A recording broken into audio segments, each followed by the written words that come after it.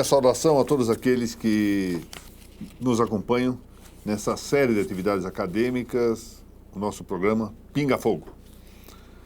Agradeço ao Dr. Francisco Raimundo, presidente da Arisp, o patrocínio desse programa, bem como ao reitor da Uniregistral, desembargador José Renato Nalini, a ocasião que nos permite reunir mais uma vez aqui entre nós, o doutor Narciso Orlando Neto, aqui presente, o doutor Luiz Gustavo Montemor, do Registro de Imóveis da nossa comarca de Mongaguá. Tem cadeira cativa aqui no nosso programa. Pedia que mandassem perguntas, as perguntas que tivessem, para pinga.fogo@arisp.com.br. Eu repito, pinga.fogo@arisp.com.br. Eu queria dizer que hoje nós teremos uma série de perguntas, entre elas 3 que me foram apresentadas no congresso recentemente realizado lá em Bento Gonçalves. Congresso muito bem organizado. Tenho que parabenizar o doutor João Pedro Lamana Paiva pelo congresso, a exemplo também do recente congresso promovido pelo Colégio Notarial do Paraná, com apoio do Tribunal de Justiça local e da Escola da Magistratura do Paraná, da Associação de Magistrados e também de Registradores e Notários do Paraná. Colégio Notarial do Paraná, que é presidido pela doutora Mônica Guimarães de Macedo Dalla Vecchia, do tabelionato do Boqueirão, em Curitiba. Belíssima organização, congresso muito interessante que se realizou no plenário do Tribunal de Justiça do Paraná, com uma presença exuberante de registradores, notários e de desembargadores e outros magistrados. Muito interessante. Bom, vamos começar o nosso programa. A qualificação de instrumentos particulares com força de escritura pública. Começamos com o doutor Luiz Gustavo. Deve incluir cuidados com a qualificação e representação das partes, exigindo-se documentos quando forem necessários? Bom dia. Gostaria inicialmente de agradecer o convite que me foi feito novamente para participar no Pinga Fogo. É um prazer estar aqui na companhia do Dr. Narciso e do Dr. Ricardo Dipp. Estender também os meus cumprimentos ao Dr. Francisco e ao Dr. Nalini. Eu entendo que a qualificação desses instrumentos particulares, essencialmente, embora eles tenham essa força de escritura pública, eles são, na sua essência, instrumentos particulares. E aí eu penso que devolve-se, então, ao oficial registrador toda a análise da documentação. Então, entendo que não deve ficar a critério do agente financeiro a simples formatação ou os cuidados inerentes à perfeita qualificação do contrato apenas ao agente financeiro. E, assim, o oficial de registro de imóveis teria uma certa autonomia para fazer a devida qualificação e fazer a análise pertinente. Ou seja, aquilo que o tabelião faria normalmente numa lavratura de uma escritura, eu acho que, se tratando de instrumento particular, justamente porque, na sua essência, ele é um instrumento particular, ainda que carregado com uma força de escritura pública, o oficial deve fazer essas análises. E se me permite até dizer, já tive casos concretos, onde a análise mais detalhada, mais acurada desses instrumentos revelavam falhas grotescas. E o oficial, então, não deve dispensar, não deve abrir mão desse direito de fazer uma análise minuciosa, a despeito dos agentes, dos correspondentes bancários que trabalham com esse tipo de documento, às vezes questionar, mas isso já foi objeto de análise do jurídico do banco, não compete ao cartório exigir tais documentos, mas a prática revela que nem sempre há uma técnica registral por trás na análise desses documentos. Então eu entendo, e até baseado na prática, de que o oficial deve sim fazer a análise quanto à representação, sobretudo quando tem presença de pessoa jurídica, como alienante ou como adquirente, e exigir os documentos pertinentes para a prática do ato registral. Doutor Narciso, o que acha? Eu estou de pleno acordo. O instrumento particular tem força de escritura pública, mas não é escritura pública. E quem redige o documento não tem fé pública. Então, as afirmações dele em relação à representação das partes, principalmente ao estado civil das pessoas naturais, absolutamente não tem fé pública. O oficial tem que exigir comprovação, ele tem responsabilidade nisso. E são frequentes os erros, E eu acho que é responsabilidade do oficial essa qualificação. Então, eu acho que falta aqui no caso brasileiro, porque nós admitimos o registro de instrumentos particulares, né, esse é o tema, uma teoria geral que trate de discutir quando e quais limites se admite a requalificação registral, ou seja, depois de uma qualificação inicial. Porque é exatamente essas distinções entre o instrumento público, e não é só o instrumento público notarial, mas nós podemos ter um instrumento público administrativo, um instrumento público judicial. Claro. Então, falta, às vezes, quanto ao judicial, há aquele trabalho antigo sobre a qualificação dos títulos judiciais que examina, de algum modo, os limites, até bastante estrito. Mas há questões novas que precisariam também ser revistas. E eu estou de pleno acordo com a sua resposta. Então, mas faz falta uma teoria geral que permita ter mais tranquilidade, para todo, mais segurança, tanto para os registradores que examinam isso, uma orientação na morfologia dos títulos, quanto também para os juízes que têm que examinar numa instância posterior a esse julgamento do registrador. Isso me parece interessante. O senhor me permite mais um adendo com relação a esses instrumentos particulares? Sabemos que a intenção do legislador ao fomentar esse tipo de contratação seria justamente beneficiar o adquirente, a primeira aquisição da casa própria, enfim. Ele veio com o espírito, então, de reduzir custos. Mas sabemos bem que os custos operacionais desse contrato junto às instituições financeiras, às vezes, superam até o custo do tabelião. E como o doutor Narciso falou, sem a marca da fé pública. Então, eu sou muito crítico a esses instrumentos particulares. Eu entendo essa intenção do legislador, que veio inicialmente na lei do FGTS, na 4.380, foi estendida pela 9.514, quando tratou da alienação fiduciária, mas é bom fazer essas ressalvas. Eu sou absolutamente contrário à permissão de títulos particulares no registro de imóveis. Eu acho que isso é uma das fontes principais de dificuldades para o registro de imóveis. Eu me lembro ainda, doutor Narciso, dos meus primeiros tempos lá na vara de registro, havia uma frase muito boa do doutor Narciso, que era o chamado compromisso de padaria, lembra disso? Compromisso de papel de pão, né? Sujo de mortadela, por assim dizer. E lá fazia qualquer coisa, aquilo era levado para o registro e causando problemas. É para isso que serve o notário. E acho que se nós incentivássemos o mais possível, para não dizer exclusivamente os títulos públicos, títulos notariais, nós também colaboraríamos para que o serviço notarial tivesse um aprimoramento.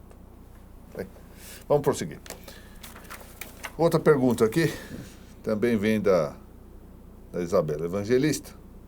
Embora não haja previsão legal específica, a alteração judicial do regime de bens de casamento pode ou deve ser averbada no livro 3. Essa é a pergunta, junto ao registro do pacto. Primeira pergunta é esta: se essa alteração deve ser ou pode ser averbada no livro 3. E na sequência, se não tiver havido pacto antenupcial, a alteração do regime deve ser registrada no livro 3? Então, Narciso, comece o senhor. Então, é um problema O Código Civil admite a alteração judicial do regime de bens do casamento e a Lei de Registros Públicos anterior não fez uma previsão para o trato que deve ser dado a essa alteração do regime de bens. Mas me parece, apesar de a lei ser omissa, a Lei de Registros Públicos ser omissa sobre essa averbação, eu acho que o artigo 246 resolve o problema, porque se trata de uma alteração do registro. Então, é um fato, um ato que altera o registro. Então, não há necessidade de previsão legal específica. Em relação à alteração do regime de bens, quando não há pacto antenupcial, é o caso de o casal ter se casado no regime da comunhão parcial, que é o regime legal, não há pacto. E eles alteram depois judicialmente o regime de bens para separação total ou comunhão universal. E não há previsão para esse registro. Não sei. Registra a decisão judicial? O ideal seria o registro. Porque como essas pessoas poderiam provar o regime de bens do casamento? Teriam que carregar a sentença judicial com prova de trânsito julgado no bolso. Não teriam outra prova da alteração do regime de bens e do regime atual de bens do casamento. Então, é uma situação difícil, porque a lei 6.015 não prevê esse registro e os juízes ignoram, simplesmente não mandam registrar essa sentença. Doutor. Bom, a primeira pergunta é se, havendo alteração no regime de bens, ela pode ou deve ser averbada. Eu entendo como o doutor Narciso, eu entendo que nem pode, ela deve ser averbada porque o registro deve sempre espelhar a realidade. E, eventualmente, nas matrículas dos imóveis. Exatamente, eu ia chegar nesse ponto, e espelhar essa informação junto às matrículas correspondentes. Então, se você tem um registro do pacto antinupcial e houve uma alteração do regime de bens, entendo salutar e até prudente que tenha que se fazer essa averbação à margem do registro no livro 3. A segunda, se não tiver havido pacto, a alteração deve ser registrada no livro 3? Bom, se não houve pacto, é porque então adotou-se o regime legal. Isso.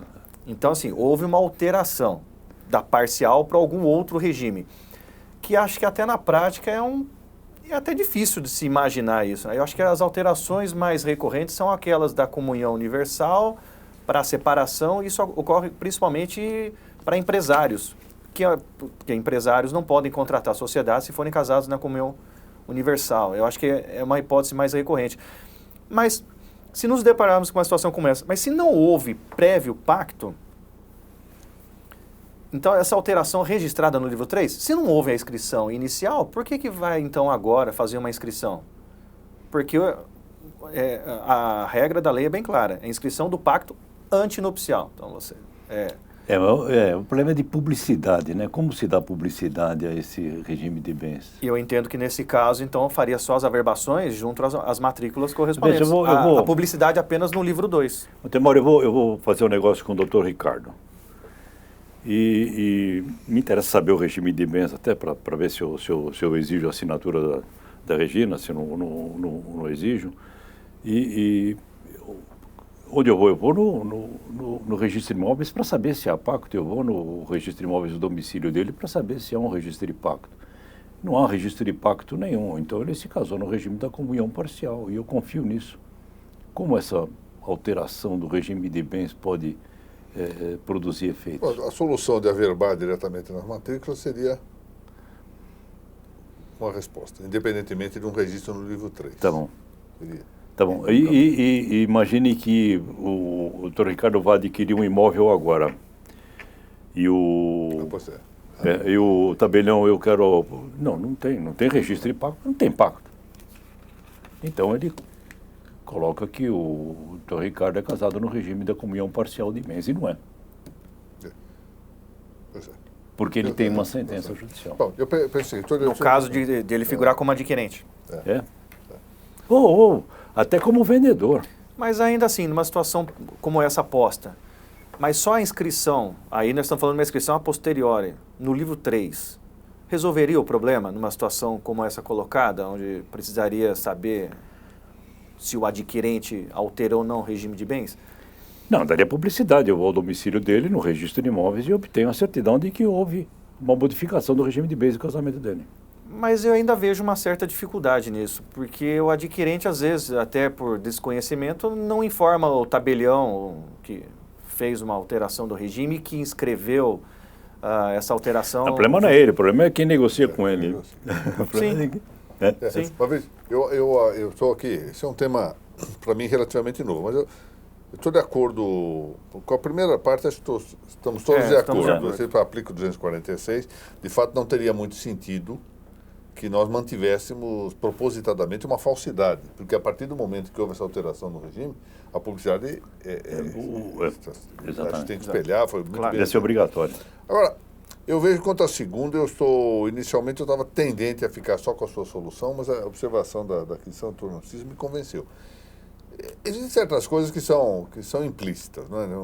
Questão do sistema. Embora não haja previsão expressa de registro no livro 3, diz que seria uma alteração posterior de regime. Ou seja, seria um pacto pós-nupcial, no fundo é isso.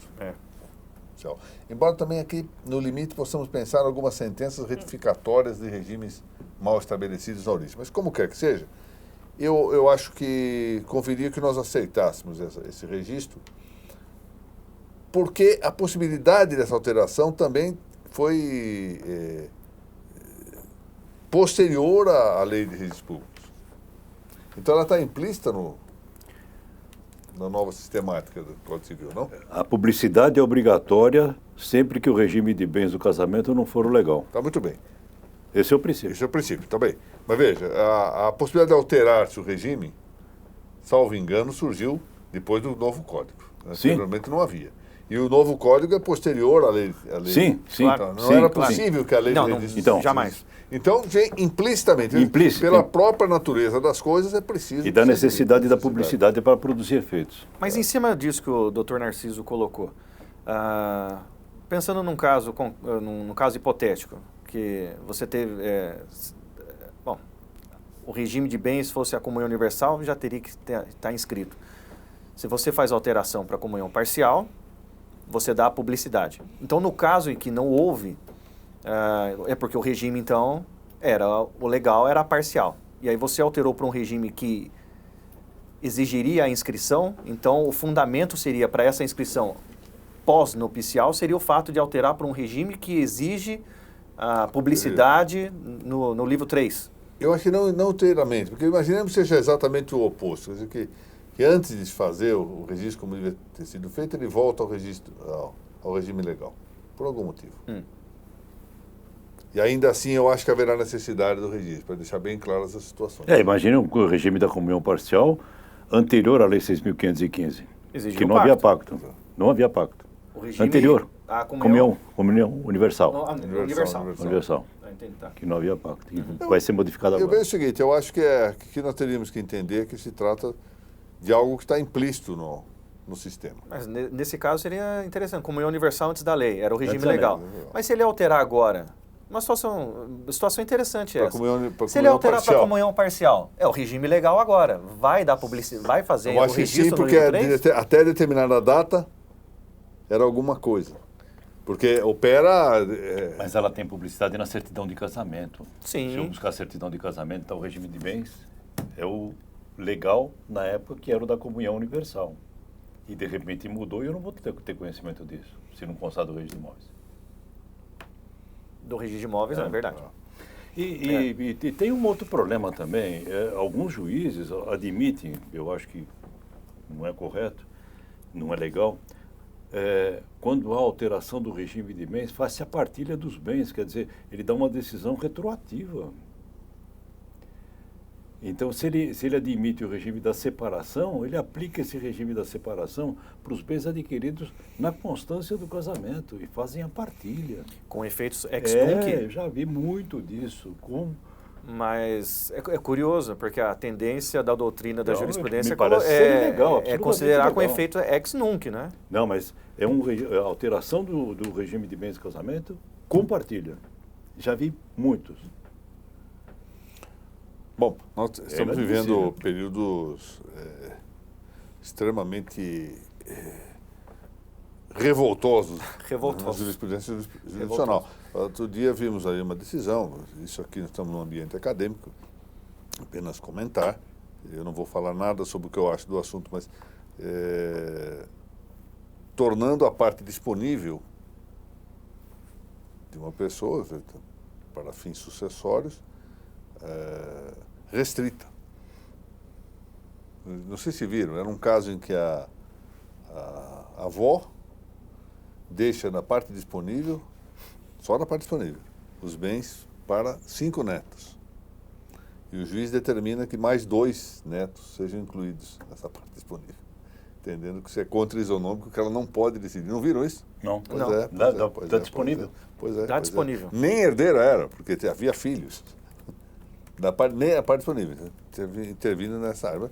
Então, hoje em dia, o ativismo está tomando tal força que a legislação é para usar a frase comum que era do futebol, né, já que andamos numa época de metáforas futebolísticas, o gol era um detalhe, para o francesismo do detalhe, agora a lei é um detalhe das decisões jurisdicionais.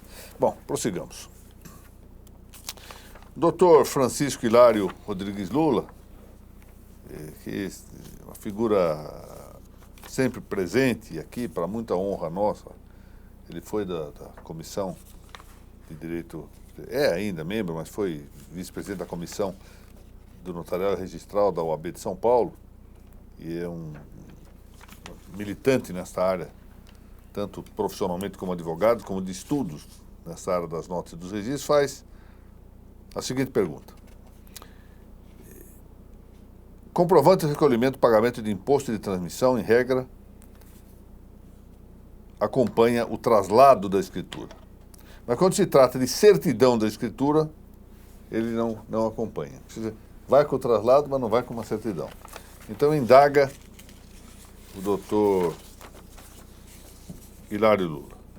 O registrador deve verificar o recolhimento do imposto, sem entrar no mérito do recolhimento correto ou não, mas indaga se deve, no caso de apresentado uma certidão da escritura, fazer o registro sem o comprovante desse imposto.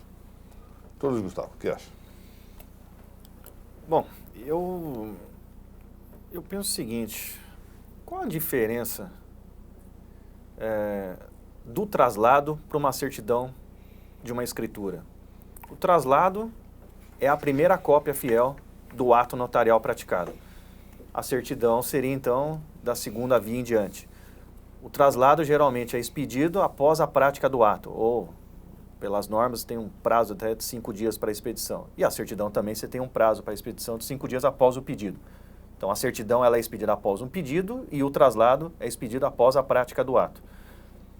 Mas eu não consigo enxergar a diferença entre o traslado e a certidão a ponto de um vir acompanhado do ITBI ou de uma cópia autenticada, como as normas aqui em São Paulo autorizam, da certidão de escritura vir desacompanhada desse documento. Ainda mais se estivermos tratando aqui de um ato recente. Vamos imaginar uma escritura lavrada na data de ontem. O tabelião expede a primeira via cópia fiel, o traslado, entrega para o Dr. Dip, com a cópia autenticada do ITBI.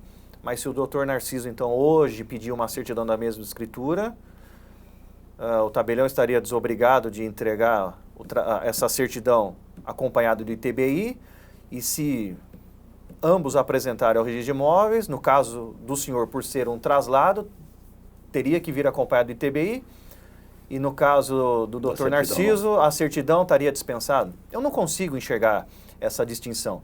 Eu acho que aqui o que poderíamos imaginar é que, salvo engano, o Dr. Narciso, acho que pode me corrigir, talvez essa pergunta esteja baseada em antigas decisões da Corregedoria, onde deixou sedimentado que a certidão da escritura seria o documento hábil para inscrição, desacompanhado do ITBI. Mas aí eu acho que, salvo engano, essas decisões tratavam de títulos de longeva data. Eu estou transportando aqui o raciocínio para algo recente. No caso, como eu coloquei, uma escritura feita na data de ontem, o traslado acompanha o ITBI, o registrador não vai dispensar jamais. Mas se o senhor apresentar uma certidão hoje de um ato lavrado ontem, por qual motivo eu dispensaria a prova do recolhimento do imposto de transmissão? Então eu não consigo enxergar essa distinção. Talvez a única hipótese que poderia se dispensar nas certidões dos atos notariais a prova do recolhimento do imposto de transmissão seria se evidentemente tivesse notícia no corpo do ato da certidão de que o tabelião fez ali constar de que o imposto foi recolhido, então, portanto, o registrador, no momento da inscrição, anos depois, teria certeza que da prescrição para a cobrança desse imposto, onde ele se exime de qualquer responsabilidade. E mais um detalhe que que talvez tenha levado a Corregedoria a decidir pela inscrição do ato da certidão, sem a prova do recolhimento do imposto. O arquivamento dos documentos. Hoje em dia, os tabeliães têm um cuidado maior, até por imposição das normas, tudo muito... eletrônico. Então você consegue ter acesso à imagem digitalizada do ato notarial, mas você tem um acervo digitalizado do ITBI e você consegue então fazer que a escritura ou a certidão acompanhe os documentos que estão arquivados em diversos classificadores, até classificadores digitais. Mas antigamente não, você tinha uma pasta onde ficava arquivado contrato social, outra pasta só para procuração, outra pasta só para ITBI, e isso o arquivo se deteriora, se perde ao longo do tempo, e talvez aí o tabelião, não é raro que o tabelião até consiga emitir a certidão do ato notarial, mas não consiga emitir a certidão dos documentos que lastrearam a lavratura daquele ato. Então, eu vou mais ou menos nessa linha de raciocínio. Eu acho que tem que fazer uma distinção entre um ato relativamente recente, e você não, para mim, você não pode dar uma distinção do traslado para a certidão, aí sim, para um ato lavrado anos atrás. E aí talvez onde a certidão seria suficiente para a inscrição desacompanhada da prova do ITBI. Então, Gil, o que acha? Então, eu acho que essa resposta está ligada àquela que nós discutimos na qualificação dos instrumentos particulares com força de escritura pública. Tudo se resolve com a fé pública do tabelião. Eu acho que basta a afirmação na escritura de que o imposto de transmissão foi recolhido para que o oficial do registro de imóveis tenha certeza de que, e tenha segurança sobre o recolhimento do imposto. Ele não poderia negar eficácia a essa declaração do tabelião sobre sua responsabilidade de que o imposto de transmissão foi recolhido. Me parece que se resolve com a fé pública, independente de se tratar de traslado ou de certidão da escritura. Desculpe, eu talvez canse um pouco aqui com a minha observação, mas é o seguinte. Acho que há uma distinção inicial que nós temos que fazer. O que é que nós estamos discutindo? Se é problema de rigidez do ato registral, eu tenho que requalificar necessariamente este ponto, ou se é um tema de evitar responsabilização fiscal do registrador. Ele mesmo vê o documento para se forrar de eventual responsabilidade. Caso em que não parece que deva ser exigido. Porque no primeiro caso é obrigatório. Se nós entendermos que para a rigidez da prática do ato registral eu preciso ver o recolhimento, a prova do recolhimento é uma coisa.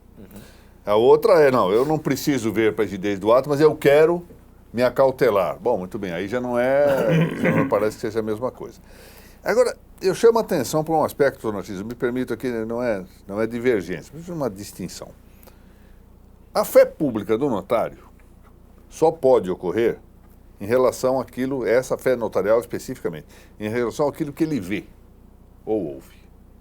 Ouve, ele pode ouvir, desde que veja também junto, ou só ver. Muito bem, o que ele vê é o documento, é a guia. Na verdade, o que ele afirma, o que ele pode afirmar, exatamente, é que ele foi exibido documento assim, é o que ele declara, e não um pagamento. É o que ele declara. É o que ele declara. Então, acho que nós temos que discutir, e me parece que estaria bem, em princípio, quanto à rigidez do ato registral, de que lhe foi exibida a prova do pagamento do imposto. Tanto mais que o registrador não vai controlar o quanto. Agora, nós temos que também ser leais com o que ocorre na prática. Se, como já ocorreu, a guia de recolhimento foi falsificada. Isso já ocorreu. Diversas vezes. A verdade é que o fisco não dá a mínima importância para o fato de que sistemas de fé pública são uma coisa, vai realmente responsabilizar também o registrador. Embora também eu tenha minhas dúvidas sobre se o registrador consegue. Agora com os recursos informáticos é até possível acessar Em São Paulo, sim, todos os registradores conferem. Lá no site do na minha município comarca do também. ITBI. Na minha comarca muitas já conseguimos. comarcas é possível acompanhar. Eu acho que é um tema para nós também avançarmos. Mas de fato não há, em princípio. Quer dizer, qual seria, que na verdade a posição básica do doutor Hilário Lula é uma posição prática, ou seja, provavelmente os traslados vêm saindo de um jeito e as certidões de outro, pelo que ele está dizendo. A única explicação teórica é que o traslado, por ser exatamente um ato imediato à prática da escritura, ou da ata notarial, saia já com os documentos que foram fornecidos. Ao passo que a certidão, por ser certificação só do ato, seria desacompanhada. Seria essa a razão dessa distinção dos instrumentos. Né? Em termos de responsabilidade, mesmo que a última via da guia de recolhimento do ITBI acompanhe o traslado, o oficial vê a guia, mas não sabe se ela é falsa ou não. Não sabe. Não.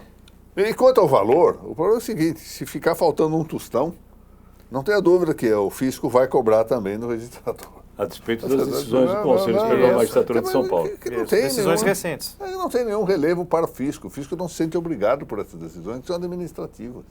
Mas sobre a questão da rigidez do ato registral, eu queria só ponderar que, a despeito da opinião do Dr. Narciso, que no caso aí não faria então uma distinção entre o traslado e a certidão, o artigo 289 da Lei 6.015 impõe ao registrador a rigorosa fiscalização dos tributos Bom, referente aos veja, atos ele que praticar. fiscaliza. Ele fiscaliza, isso foi Está pago. declarado na Tá escritura que declarado o tabelião viu. Mas em cima disso, pelo menos aqui, eu sei que o Pinga Fogo é um programa em nível nacional, mas as normas estaduais aqui em São Paulo são claras de que, no capítulo atinente ao tabelião de notas, de que o traslado se fará acompanhar do ITBI. E aí até faculta que ou uma via com a autenticação bancária ou uma cópia autenticada. Essa regra, então, ela é voltada só para o tabelião ou essa regra deve ser também... Não, então não se poderia registrar a certidão de escritura. Nunca. Sim. Se se exigisse sempre a... Por isso que eu imagino que a pergunta, ela faz aqui, ela está tentando traçar uma distinção entre o traslado e a certidão, mas eu acho que não tem como deixar de levar em conta a data do ato.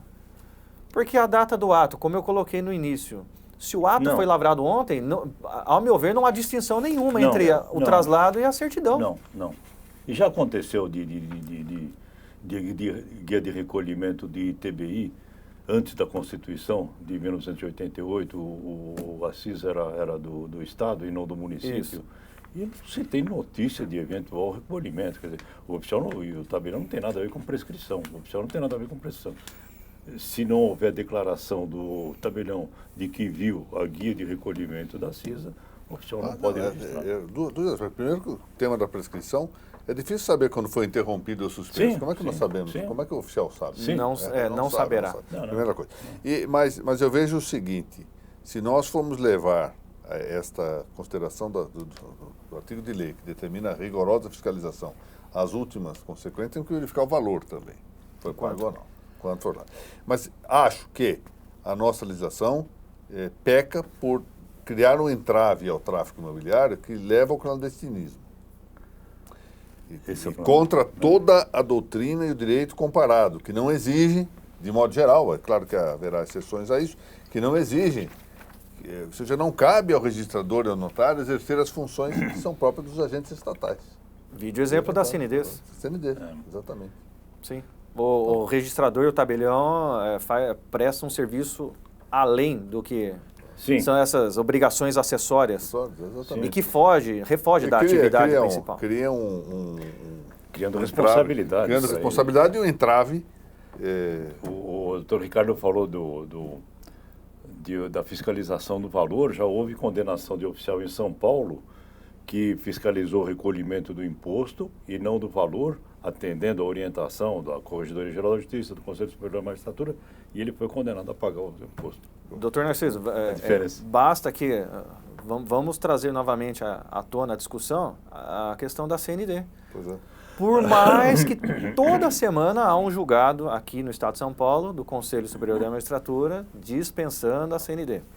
Mas os oficiais... Contra o meu voto, sempre foi. Contra o meu voto. Mas, exatamente, é importante ressaltar isso. Mas os oficiais não abrem mão da exigência. Mas veja bem, dois aspectos que eu considero. Não abrem mão, a meu ver, com uma certa cautela, porque o INSS não está sujeito a essas decisões do Conselho e pode cobrar lá na frente. Esse é o argumento que o senhor sustenta, corretamente.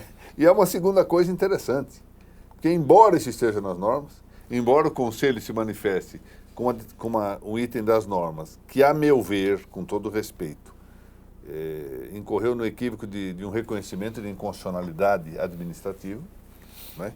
Mas, independentemente de estar nas normas, o Conselho não se anima, nem o Corregedor-Geral não se tem animado a propor processo administrativo disciplinar para quem exija a CND.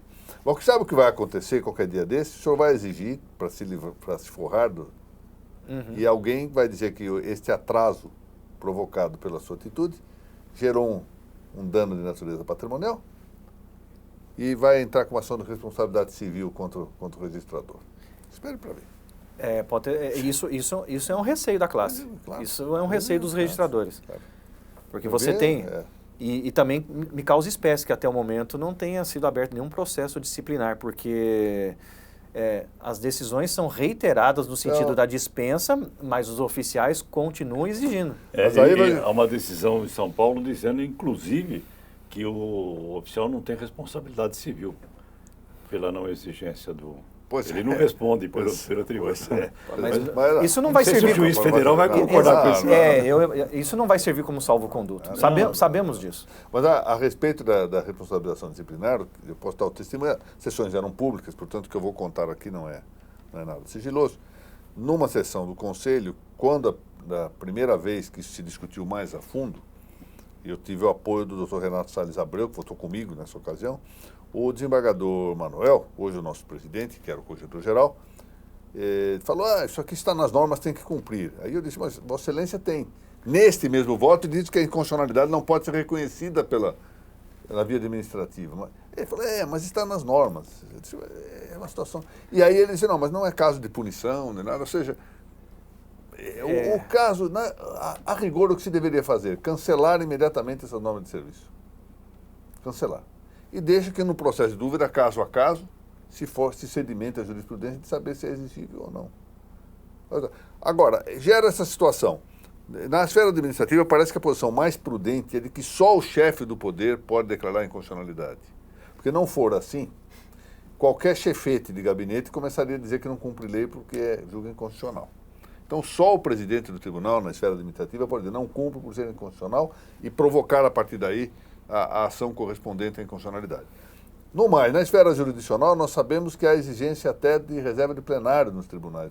Tal a gravidade com que se considera o vício de inconstitucionalidade. Mas aqui não. Vai para as normas de serviço e as normas de serviço fazem esse papel subsidiário, substituinte de uma declaração mais formalizada. Ela é, neste caso, diga-se de passagem, fundado, no meu modo de ver e com todo respeito, em uma atração de motivos determinantes de outra inconstitucionalidade. Que apanharam. Houve uma outra inconstitucionalidade, transplantaram os motivos determinantes de uma para a outra, a meu ver, incorretamente, sequer a situação era igual. Com todo respeito. Né? Mas a Corregedoria Nacional de Justiça endossou esse entendimento de São Paulo. Dizendo que não, mais amplamente, né? Mais amplamente. Mas dizendo que não podia exigir documento nenhum tributário. A Corregedoria Nacional de Justiça, corajosamente nesse ponto, eu quero aqui antecipar que eu não tive mínima participação nisso, embora eu pense igual. Avançou um pouco e, a meu ver, talvez aí contra a legem também. Também foi um pouco além do que poderia ter decidido, com todo o respeito. Mas adotou a posição que de lege ferenda seria melhor. Os problemas de imposto, de tributos, não é problema de registro. Registre e quem quiser cobrar imposto que vá na via jurisdicional para cobrar. Isso seria o mundo perfeito. É o certo. É o que a doutrina propugna. A doutrina mundial propugna isso. Nós estamos na contramão disso. Agora, está na lei, né? Coisa diversa. Aí acabamos de mencionar a lei de registros públicos. Então, por isso que eu digo que a solução da Corregedoria Nacional enfrentou esse dispositivo, mas, a meu ver, antecipou de lei diferente daquilo que devia realmente ser. Não só na lei de registros públicos, como foi depois na 8935. Código Tributário Nacional. Código Tributário. Em relação aos atos que pratica, né? Diferentemente da CND, né? Isso. Isso. Bom, vamos lá. O doutor Tiago Gregório Martins faz a seguinte indagação. Uma colonizadora constituída por 2 sócios. Ambos falecem. O primeiro sócio faz o inventário, aparentemente concluído. O segundo, o inventário está no início, mas já tem designado um inventariante judicial, portanto, processo judicial. Ele quer saber se o termo de inventariante é documento hábil para assinar a escritura, uma escritura de venda e compra, na verdade aqui é para cumprir um compromisso anterior, ou se há necessidade de alvará. É isso. Doutor Narciso.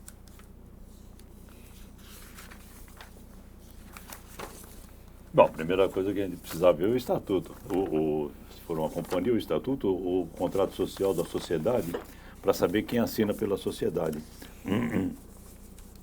E se o contrato social tem alguma disposição sobre óbito de sócio. se há restrição à entrada, se liquidam os haveres do sócio falecido, então isso tudo precisa ser... Agora, a representação da sociedade independe, em princípio, do óbito do sócio. Se, por exemplo, faleceu um sócio que não é o administrador da sociedade, a sociedade continua praticando seus atos, independentemente de qualquer providência em relação ao inventário do sócio falecido. Então, faltam elementos para que essa pergunta seja respondida. Se o segundo sócio era o diretor... Vamos admitir que seja. E aí? Que ele fosse exigimos alvará ou não?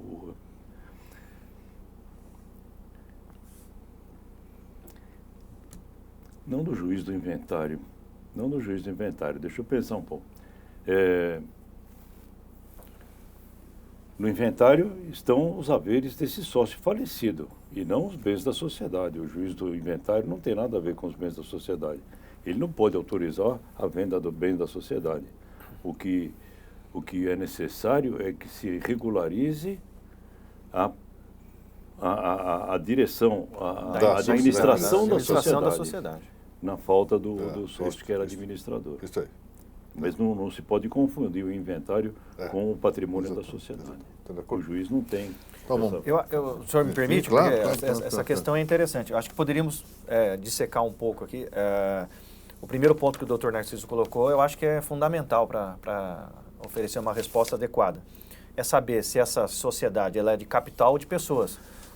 Porque, a depender da resposta, se você tem a figura ali do administrador, resolve-se para poder outorgar a escritura. Mas eu acho que o ponto final aqui da pergunta talvez revela que um segundo aspecto. Ele diz que o cartório de imóveis, num primeiro momento, aceitou, mas agora se recusa, alegando que deveria ter alvará judicial para transferência. Mas aí é o ponto central, acho que da pergunta. Acontece que o imóvel não é uma atual venda, e sim uma venda que aconteceu anos atrás e que só agora o comprador quer regularizar. Em cima disso, eu queria só trazer aqui que tem um julgado lá da comarca de Avaré, do ano de 2014, onde se deixou assentado que para outorga de escritura de imóvel com a presença do inventariante, apenas assinando para cumprimento de obrigações passivas daquele que vendeu o imóvel em vida e o imóvel está quitado, dispensa o alvará judicial. No que eu não concordo. Então, mas é o que nós temos julgados aqui em sede. Esse julgado, inclusive, está vi bem esse acordo. Está em sintonia com o julgado aqui de São Paulo. Como se fazia nos inventários judiciais? Falecia o loteador, então, na declaração de bens, havia a declaração de todos os compromissos celebrados pelo loteador, daqueles compromissos quitados e dos não quitados. Os não quitados entravam, as prestações seguintes dos não quitados entravam para o espólio, as anteriores não. Alvará para alienação, ou para outorga de escritura definitiva em nome do espólio, só daqueles quitados. Só dos quitados. Dos quitados em vida pelo espólio. Os demais teria havido transmissão. Essa cautela tem a ver com o fisco, porque se o inventariante vai lá e declara que ele está cumprindo o compromisso anterior... ele não recolhe o ITCMD. Absolutamente nada. Mas a questão ela é interessante, e eu vou até trazer aqui, se me permite, questão prática, que eu já me deparei com escrituras onde a figura do inventariante representando o espólio em cumprimento de obrigações passivas. Mas eu não me contentei com essa simples declaração na escritura. Eu, como registrador, entendia por bem pedir a prova cabal dessa quitação em vida. Então, mas esse é o problema, porque você está interferindo na sucessão. O inventariante declara que o compromisso foi quitado em vida. Mas a mera declaração... Ele declara, mera declaração, não apresenta nenhum compromisso. E o Conselho autorizou o registro da escritura. Mas eu, salvo engano, naquele julgado, não havia fiscalização. Não havia fiscalização? Não, então, aí, esse é um detalhe. Eu tenho aceito. Você elimina uma sucessão e elimina o recolhimento do imposto de transmissão. Porque a obrigação não é mais do espólio. Se o compromisso não estava quitado, a obrigação é dos herdeiros, que receberam a propriedade. Sim. E a obrigação. Sim, e o crédito. Mas em cima disso, doutor Narciso, que eu faço essa ponderação. Eu acho que assim, esse julgado, ele cria um precedente, mas com tem um viés aí, tem um lado perigoso.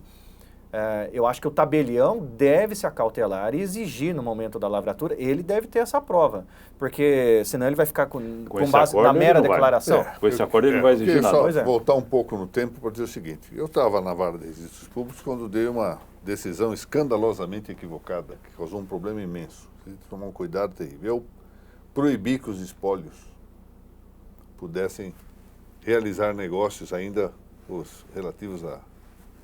Isso foi em 1989. Isso causou um problema imenso.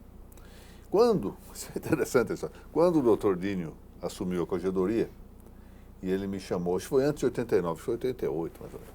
Quando ele assumiu a corregedoria em 1990, e ele me chamou para chefiar a equipe de correições, eu fiquei responsável pelas minutas dos acordos, fazia projetos de votos do conselho.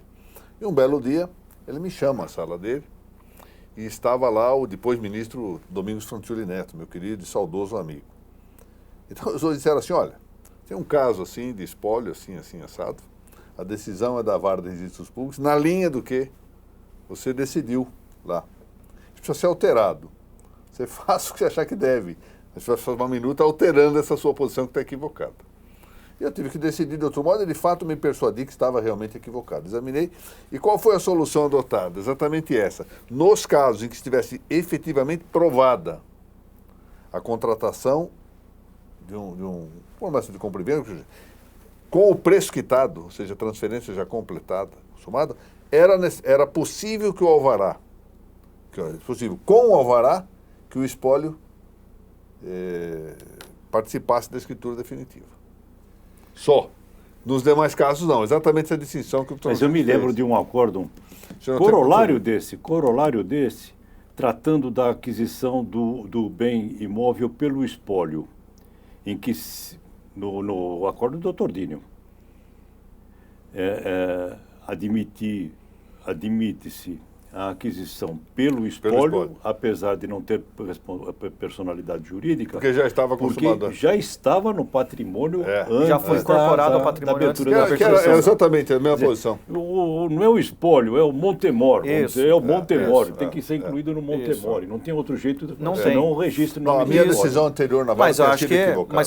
Mas eu acho coerente. É coerente. Perfeito. Porque se incorporou ao patrimônio. Agora, a aquisição ali não é do espólio. Tá certo. E só me permite apenas finalizar, esse acórdão lá de Avaré, inclusive, deixa claro que poderia até ser autorizada a lavratura de uma escritura autônoma apenas para a nomeação da figura do inventariante, se não houvesse, só para fazer isso. Só para a outorga da escritura definitiva. Eu deixo na mão do inventariante dizer se houve ou não sucessão, se houve ou não recolhimento de imposto de transmissão. Nesse ponto que eu acho temerário. Nós tínhamos aqui ainda 3 perguntas a formular, não será possível devido ao tempo que já...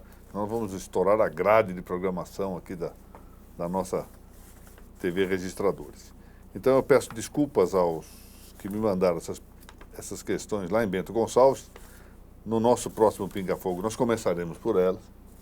E eu quero dizer que o programa tomou exatamente vida e graças à excelente performance do Dr. Luiz Gustavo, que já está cadeira cativa mesmo, doutor Narciso. Eu agradeço a presença do doutor Luiz Gustavo Montemor, agradeço mais uma vez a presença do doutor Narciso Orlandi Neto. Reitero os meus agradecimentos ao doutor Francisco Raimundo e ao doutor Renato Nalini, a nossa equipe técnica, a nossa equipe administrativa, que sempre se empenham muitíssimo, ambas, para a boa realização do programa. E os meus cumprimentos também a todos aqueles que nos assistem pela via eletrônica. Não sei se o doutor Luiz Gustavo quer dizer algo, fique à vontade. Eu gostaria mais uma vez de agradecer o convite. Realmente o Pinga Fogo é uma referência no mundo registral e coloco à minha disposição novamente, sempre assim que os senhores julgarem conveniente. Não faça isso porque você estará aqui todo dia, hein? Francisco. Muito obrigado pela atenção e espero que o programa tenha, pelo menos, despertado curiosidade em todos. E como o doutor Ricardo sempre fala, as opiniões aqui são absolutamente pessoais e nada impede que na semana que vem nós digamos o contrário do que dissemos hoje, meditando melhor. Eu só queria dizer o seguinte, eu fiz uma observação atrás, no sentido de que eu gostei da decisão da Corregedoria Nacional, naquela questão do tributos. Volto a dizer, gostei do ponto de vista doutrinário. A meu ver, infelizmente, essa decisão não pode ser acolhida inteiramente diante dos termos da lei positiva que aí se encontra. Mas, do ponto de vista doutrinário, pareceu um alerta para, quem sabe, futuras mudanças legislativas. Não é? Muito obrigado a todos e até o próximo programa, se Deus permitir.